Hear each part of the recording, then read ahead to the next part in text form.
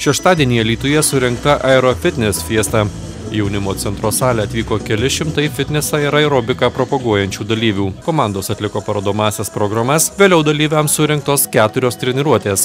Nuo šokių žingsnelių iki jogos bei relaksacijos meditacijos seansų.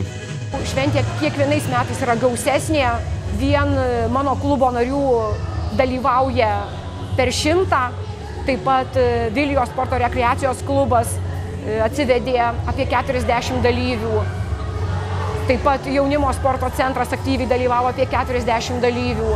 Taip pat turime svečių iš Lazdijų sporto centro, iš Veisiejų gimnazijos.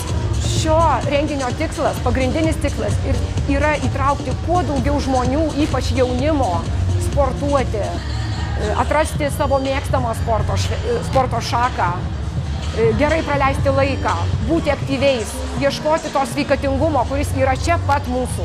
Taip pat parodyti Alytui, kas yra naujas fitnesas, kas yra naujos aerobikos naujovės ir tendencijos.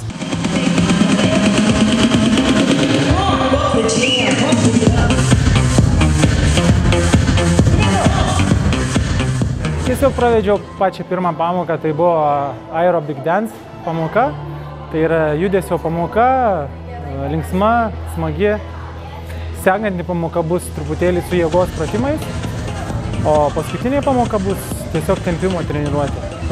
Nuostabų paliko įspūdį, todėl kad daug žmonių susirinko į renginį ir visi nori šokti, visi nori judėti. Ir manau, ne ką prastesnis šitas renginys už kitus renginius vykstančius Kaune, Vilniuje ar dar kituose miestuose.